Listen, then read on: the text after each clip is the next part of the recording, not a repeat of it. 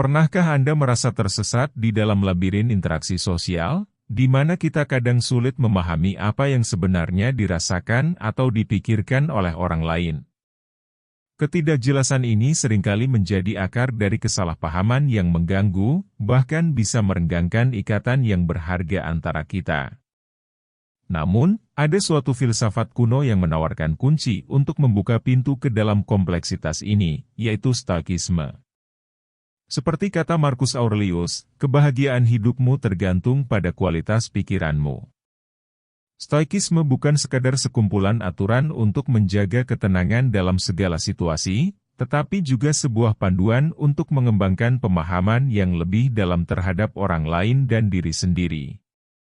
Dalam dunia yang penuh dengan gestur dan ekspresi nonverbal, Stoikisme mengajarkan kita untuk melihat lebih dalam dari sekadar apa yang terlihat.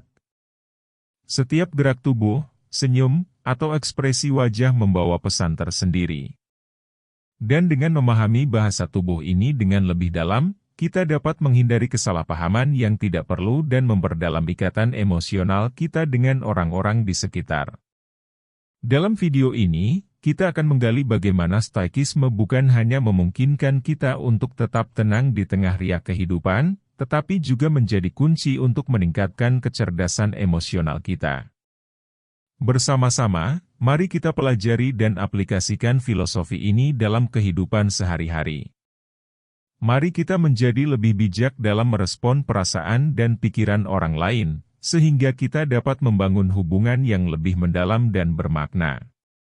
Sebelum kita memulai, saya ingin mengajak Anda untuk tetap bersama kami hingga akhir video. Jangan lupa untuk berlangganan dan mengaktifkan notifikasi agar Anda tidak ketinggalan video-video inspiratif lainnya dari kami. Ayo, mari kita mulai perjalanan ini bersama-sama. Pertama, mengungkap keindahan senyuman. Di tengah riuh rendahnya dunia ini, terdapat bahasa yang tak pernah pudar, bahasa yang mengungkapkan kebahagiaan dari dalam hati. Yaitu senyuman, sederhana namun mendalam dalam maknanya. Ketika kita menyapa dengan senyuman tulus, kita tidak hanya menunjukkan wajah yang ceria, tetapi juga membuka pintu kedamaian bagi diri sendiri dan orang lain. Bayangkan seorang petani di ujung ladangnya, mata penuh kebanggaan melihat hasil kerja kerasnya. Senyuman merekah di wajahnya, memancarkan kegembiraan dan kepuasan yang mendalam. Begitulah senyuman yang tulus, menghiasi wajah dengan cahaya kebahagiaan yang tak terduga. Filosofi Stoik mengajarkan bahwa senyuman adalah jembatan empati di antara manusia. Marcus Aurelius, dalam kebijaksanaannya, mengingatkan kita untuk menghargai kekuatan sebuah senyuman, bahkan dalam situasi sulit. Senyuman yang tulus membuka pintu hati, menciptakan ruang untuk pengertian dan kebaikan yang saling terhubung. Namun, di samping senyuman yang tulus, ada juga senyuman palsu. Senyuman ini, meski sering terlihat indah, kadang menyembunyikan kebingungan dan kecemasan di baliknya. Mata yang tak bersinar, dan ekspresi yang terlalu terpelihara, bisa memberi isyarat yang berbeda. Memahami perbedaan di antara keduanya adalah langkah awal untuk menjaga kejernihan hati dan emosi. Senyuman juga mencerminkan kebahagiaan sejati. Dalam sederhananya, ia mengajarkan kita untuk melihat dan merasakan kebaikan di sekitar. Ketika kita berbagi senyuman tulus, kita sekaligus membagikan kehangatan dan cinta kepada dunia. Ia mengingatkan kita untuk hidup dengan kesadaran akan kebaikan di setiap langkah kita, menciptakan jejak kebaikan yang tak terhapuskan. Marilah kita menjadikan senyuman sebagai bahasa harapan dan kebaikan di setiap pergulatan hidup. Di setiap senyuman yang kita pancarkan, terukirlah cerita kehidupan yang penuh dengan cinta dan pengertian. Kedua, mengungkap keindahan tatapan mata. Dalam kehidupan sehari-hari, seringkali kita melewatkan momen-momen kecil yang sebenarnya penuh makna, seperti keindahan dalam tatapan mata. Tatapan mata bukan hanya sekadar pandangan kosong, itu adalah jendela yang mengungkapkan lebih dari apa yang bisa kita katakan dengan kata-kata. Ketika kita bertatap muka dengan seseorang, tatapan mereka bisa menjadi cermin jiwa yang dalam. Ada saat-saat di mana tatapan itu mengungkapkan keheningan yang penuh makna, menawarkan dukungan tanpa kata-kata.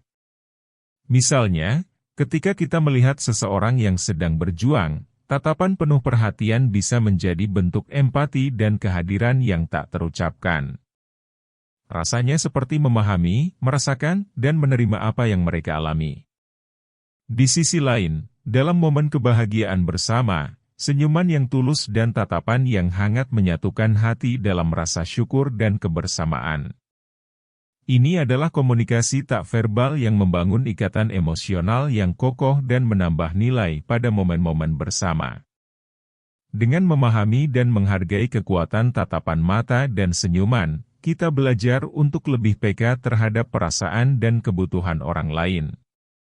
Ini bukan hanya tentang berbicara, tetapi juga tentang mendengarkan dengan hati. Dalam kehidupan sehari-hari, mengasah kepekaan terhadap bahasa nonverbal ini membantu kita memahami lebih dalam diri sendiri dan orang lain.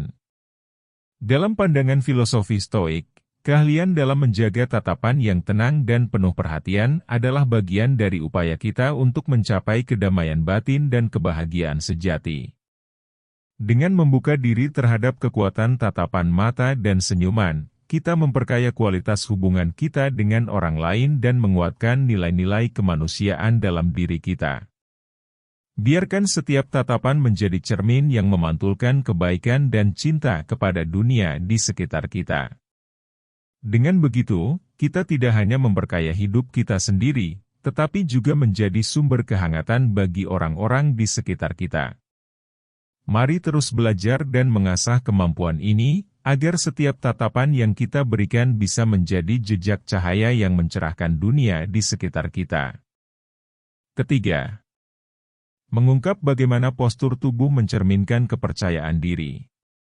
Dalam kehidupan sehari-hari, postur tubuh yang kita tunjukkan tidak hanya memengaruhi bagaimana orang lain melihat kita, tetapi juga bagaimana kita melihat diri sendiri. Ketika kita mengadopsi postur yang percaya diri, kita secara tidak langsung memberi sinyal pada pikiran kita bahwa kita memiliki nilai dan mampu menghadapi segala situasi dengan sikap tegak. Sebagai contoh, ketika kita dihadapkan pada hari yang penuh tantangan di tempat kerja atau dalam kehidupan pribadi, postur tubuh yang kita pilih dapat mempengaruhi cara kita menanggapi situasi tersebut. Saat kita merasa cemas atau ragu, postur tubuh seringkali mencerminkan keadaan emosional kita. Namun, dengan mengubah postur menjadi lebih tegak dan percaya diri, kita dapat menggunakan bahasa tubuh untuk memberi dukungan pada diri sendiri dan meningkatkan keyakinan. Epictetus mengajarkan bahwa cara kita merespons terhadap apa yang terjadi pada kita adalah kunci untuk mengontrol hasil akhir dari setiap situasi. Dalam konteks ini, postur tubuh yang kuat dan percaya diri dapat menjadi alat praktis untuk merespons positif terhadap tantangan hidup. Ketika kita melihat orang lain menghadapi situasi dengan postur yang mantap dan percaya diri, kita sering merasa terinspirasi dan yakin bahwa mereka mampu mengatasi rintangan yang muncul di depan mereka. Ini sejalan dengan ajaran Marcus Aurelius bahwa kebahagiaan hidup kita sangat dipengaruhi oleh cara kita mengelola dan merespons pikiran kita sendiri. Dengan mengadopsi postur tubuh yang mencerminkan kepercayaan diri, kita secara aktif membentuk pola pikir yang positif dan optimis. Secara praktis, ketika kita merasa cemas atau ragu, mencoba untuk mengubah postur tubuh dengan berdiri tegak, mengambil napas dalam, dan melebarkan bahu dapat membantu kita mengatasi perasaan negatif. Tindakan ini tidak hanya membantu secara fisik, tetapi juga memberi kekuatan psikologis untuk menghadapi tantangan. Dengan demikian, postur tubuh yang percaya diri bukan hanya ekspresi fisik semata, tetapi juga alat yang kuat untuk memperkuat dan membangun kepercayaan diri yang sejati. Melalui pemahaman dan praktik terus-menerus atas prinsip-prinsip Stoik ini, kita dapat mengintegrasikan kepercayaan diri ke dalam kehidupan sehari-hari dengan cara yang memungkinkan kita tumbuh dan berkembang sebagai individu yang lebih kuat dan bijaksana. Dengan mengeksplorasi lebih dalam tentang bagaimana postur tubuh dapat memengaruhi pikiran, perasaan, dan tindakan kita, kita mendapatkan wawasan yang lebih besar tentang bagaimana kita dapat aktif membentuk diri dan memengaruhi dunia di sekitar kita dengan positif. Mari kita terus belajar dan berkembang bersama dalam perjalanan menuju kehidupan yang lebih bermakna dan penuh kepercayaan diri. Keempat, mengungkap bahasa tubuh seseorang. Di tengah gemerlapnya kehidupan, terkadang kebenaran tidak hanya terdengar dari ucapan, tetapi tercermin melalui bahasa tubuh seseorang. Seperti yang dikatakan oleh Marcus Aurelius, kebenaran adalah sebagai cahaya yang memungkinkan kita melihat dengan jelas, tidak hanya apa yang terjadi di luar, tetapi juga di dalam diri kita sendiri. Dalam keseharian kita, perhatikanlah bagaimana bahasa tubuh seseorang dapat memberikan gambaran yang lebih dalam tentang apa yang mereka rasakan dan maksudkan. Sebagai contoh, saat seseorang berbohong, mereka mungkin tidak sadar menunjukkan ketegangan melalui gerakan tubuh yang kaku atau ekspresi wajah yang tidak konsisten dengan kata-kata yang mereka ucapkan. Ini memberi kita petunjuk berharga untuk menjadi lebih peka terhadap kejujuran atau ketidakjujuran dalam setiap interaksi kita. Pemahaman tentang bahasa tubuh tidak hanya membantu kita dalam mengenali orang lain, tetapi juga dalam pengembangan diri untuk hidup dengan konsistensi dan integritas. Marcus Aurelius mengajarkan bahwa kejujuran bukan hanya tentang mengungkapkan kebenaran di luar, tetapi juga tentang kesediaan untuk menghadapi kebenaran dengan jelas dan tanpa celah di dalam diri kita sendiri. Dengan mengambil bahasa tubuh sebagai jendela yang membuka diri seseorang, kita dapat melatih diri untuk lebih peka terhadap sinyal-sinyal halus ini, sehingga kita dapat hidup dengan lebih autentik, jujur, dan bijaksana. Inilah inti dari ajaran Stoik, yang mengajarkan kita untuk menjunjung tinggi kejujuran sebagai landasan utama dalam menjalani kehidupan ini dengan baik. Mari kita terus mengembangkan kepekaan terhadap bahasa tubuh bukan hanya sebagai komunikasi fisik, tetapi sebagai sarana untuk memahami dan mewujudkan nilai-nilai kebenaran dalam setiap langkah kita. Dengan demikian, kita dapat menjalani kehidupan yang lebih bermakna dan sesuai dengan prinsip-prinsip yang kita yakini. Kelima, mempraktikkan kesadaran diri.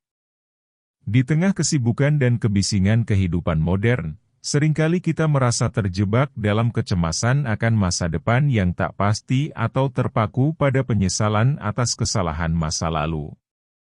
Namun, di tengah gejolak ini, ada satu hal sederhana yang dapat membawa kita kembali kepada diri sendiri, kesadaran diri.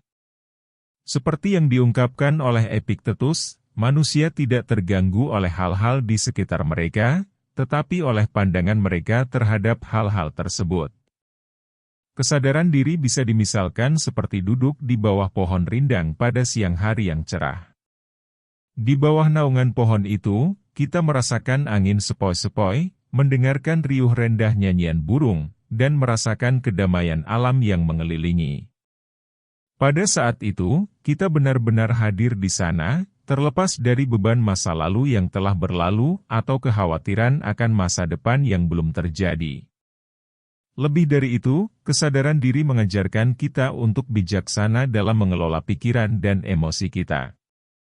Seperti kata Marcus Aurelius, ketika Anda bangun di pagi hari, pikirkanlah betapa berharga kesempatan untuk hidup, bernafas, berpikir, menikmati, dan mencintai. Dalam kehidupan yang serba cepat ini, seringkali kita terjebak dalam arus pikiran negatif dan kekhawatiran yang mengganggu kedamaian batin. Dengan mengasah kesadaran diri, kita bisa merespons dan melihat setiap situasi dengan lebih jelas dan tenang. Bayangkan saat kita berjalan-jalan di taman. Meskipun pikiran kita mungkin dipenuhi oleh deadline kerja atau masalah rumah tangga, dengan praktik kesadaran diri, kita dapat mengalihkan perhatian pada langkah-langkah kita. Kita merasakan setiap pijakan kaki di tanah, menghargai keindahan alam di sekitar, dan menikmati momen kehadiran penuh pada saat itu. Dengan demikian, kita tidak hanya menemukan kedamaian dalam momen tersebut, tetapi juga meningkatkan kesadaran akan keberadaan kita di dunia ini. Praktik kesadaran diri tidak hanya bermanfaat untuk kesejahteraan pribadi kita, tetapi juga memperdalam hubungan dengan orang-orang di sekitar kita. Dengan menjadi lebih sadar dan memperhatikan diri sendiri, kita juga dapat mendengarkan dan memahami orang lain dengan lebih baik. Ini membantu kita membangun hubungan yang lebih bermakna, harmonis, dan mendalam dengan orang-orang yang kita sayangi dalam kehidupan ini. Jadi, kesadaran diri bukan hanya sebuah praktik atau konsep, tetapi sebuah gaya hidup yang memungkinkan kita untuk hidup dengan lebih sadar dan bermakna. Keenam, mengembangkan empati dan belas kasih. Dalam dunia yang seringkali terasa dingin dan terburu-buru ini, kita seringkali terjebak dalam kehidupan yang terpisah-pisah dan terfokus pada diri sendiri. Namun, di balik rutinitas sehari-hari, terdapat kekuatan besar dalam membuka hati untuk merasakan dan memahami penderitaan orang lain. Kultivasi empati dan belas kasih bukan hanya sekadar sebuah tindakan, tetapi sebuah sikap hidup yang mampu mengubah cara kita melihat dan berinteraksi dengan dunia di sekitar kita. Seperti yang dikatakan oleh Epictetus, apa yang melukai masyarakat, melukai individu. Kutipan ini mengingatkan kita bahwa tindakan kita tidak hanya mempengaruhi diri kita sendiri tetapi juga orang-orang di sekitar kita. Bayangkan saat Anda duduk di sebelah teman yang sedang bersedih. Alih-alih hanya memberikan kata-kata semangat yang dangkal, Anda benar-benar mendengarkan dan merasakan gelombang-gelombang rasa sakit yang ia rasakan. Empati ini bukan hanya meredakan penderitaannya, tetapi juga menciptakan ikatan yang kuat di antara kalian berdua. Dengan mempraktikkan empati seperti ini dalam kehidupan sehari-hari, kita tidak hanya menguatkan hubungan personal tetapi juga memperkaya pengalaman kita dalam memahami dan menghargai berbagai perspektif. Tindakan sederhana seperti menawarkan bantuan kepada orang asing yang membutuhkan atau hanya memberikan senyuman yang tulus kepada orang yang sedang mengalami kesulitan dapat memiliki dampak yang luar biasa. Seperti kata Marcus Aurelius, janganlah menuntut agar hal-hal terjadi seperti yang kamu inginkan, tetapi inginkanlah agar segala hal terjadi seperti yang terjadi, dan hidupmu akan berjalan dengan baik. Dalam ajaran banyak agama, terdapat prinsip untuk mencintai musuh dan berdoa bagi mereka yang menganiaya kita, menunjukkan belas kasih dan cinta tanpa syarat. Prinsip-prinsip ini tidak hanya memperluas lingkaran kasih kita kepada mereka yang kita cintai, tetapi juga kepada mereka yang mungkin memiliki pandangan atau tindakan yang berbeda dari kita. Dengan membawa nilai-nilai ini dalam kehidupan sehari-hari, kita tidak hanya menjadi pribadi yang lebih baik secara moral, tetapi juga membantu membangun masyarakat yang lebih harmonis dan mendukung. Jadi, mari kita bersama-sama merenungkan bagaimana kita dapat mengaktualisasikan empati dan belas kasih dalam kehidupan kita, mulai dari tindakan-tindakan kecil hingga sikap-sikap yang mendalam. Dengan demikian, kita tidak hanya meningkatkan kualitas hidup kita sendiri, tetapi juga memberikan kontribusi positif kepada dunia di sekitar kita. Sebelum kita berpisah, mari kita menyimpulkan perjalanan yang telah kita jalani bersama dalam video ini.